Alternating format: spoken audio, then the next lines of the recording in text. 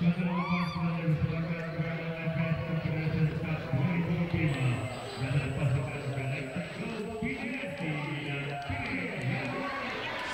jenter tengah untuk Real CJ memperlihatkan sepak bola sudah pun dilakukan.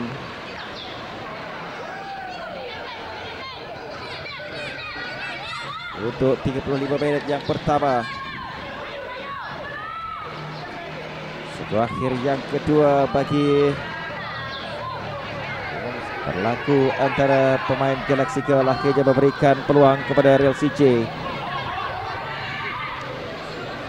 Nida Nurdina, Aledi Nordin, tolakan ke depan, terkena rakan sendiri. Ada peluang untuk Norju Kalisha, lambungan terkena palang. Akhirnya tindakan susulan itu berjaya untuk memberikan jaringan yang pertama kepada Galaxy Girl.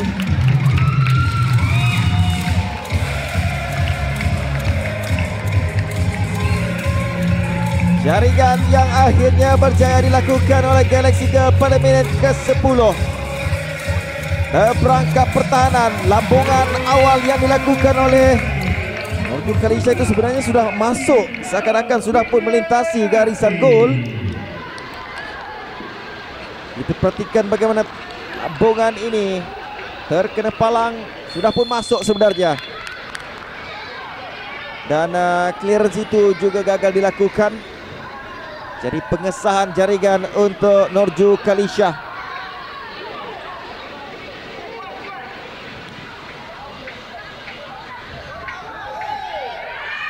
Satu lagi kesilapan yang berlaku. Malini Nordin, masih lagi Malini Nordin pada ketika ini. Ada peluang, namun begitu,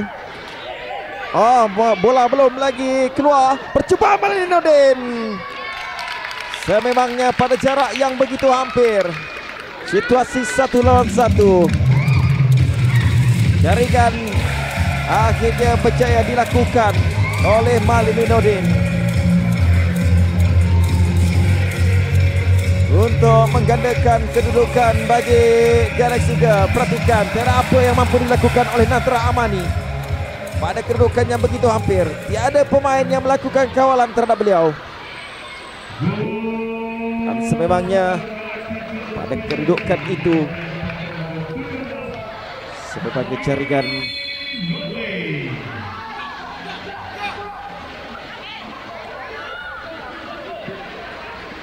Mayukono cari ruang, mencari rakan, memilih untuk melakukan percubaan terus. Cukup cantik. Satu rebatan dari luar kotak penalti dari jarak yang begitu jauh.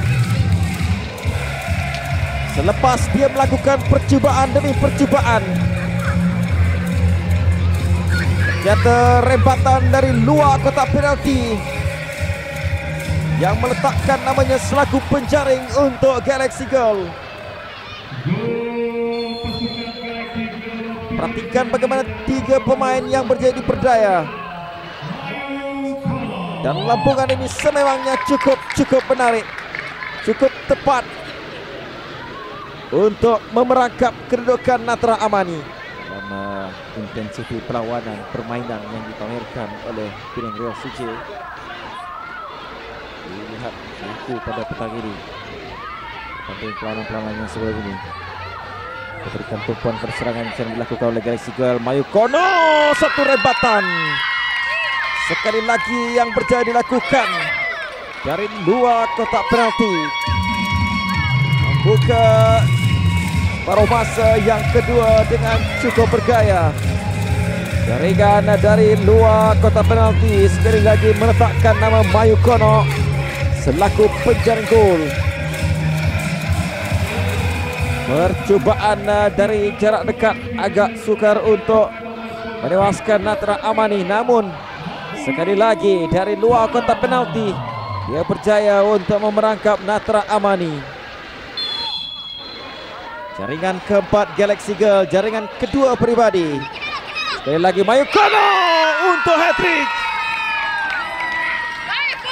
Sejurus selepas kita menyaksikan ulang tayang bagaimana jaringan dari luar kotak penalti yang berjaya dilakukannya, kita kembali untuk sekali lagi menyaksikan bagaimana Mayukono terus mencatatkan nama selaku penjaring untuk mencetak hat-trick.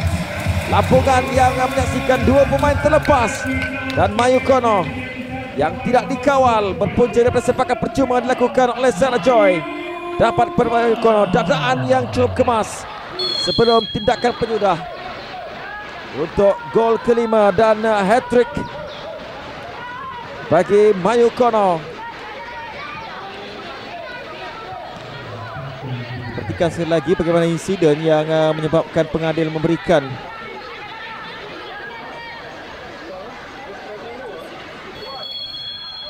satu indirect free kick diberikan untuk Real CJ. Percobaan terus kali ini cantik. Satu taktikal yang menjadi tolakan daripada Adriana Balkis untuk Alia Izzati mencetak nama selaku penjaring gol bagi Real CJ. Tolakan yang gagal untuk disekat.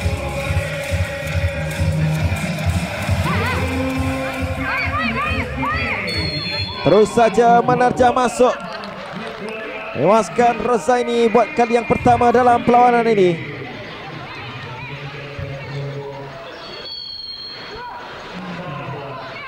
Nepos terlepas, bahaya kedudukan itu. Apakah itu sepakan penalti yang disyaratkan oleh pengadil? Mungkin bola terkena tangan.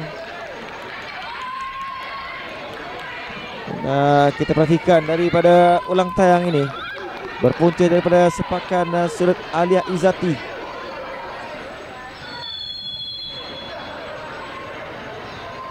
Dari Adriana Balkis,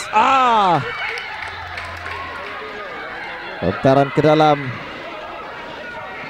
Whistle penamat akhirnya sudah pun dibunyikan oleh pengadil perlawanan untuk menutup aksi suku akhir Piala Konfederasi di antara Galaxy Girls dengan Real CJ dengan kemenangan pada masa penuh Galaxy Girls 5 Real CJ 1.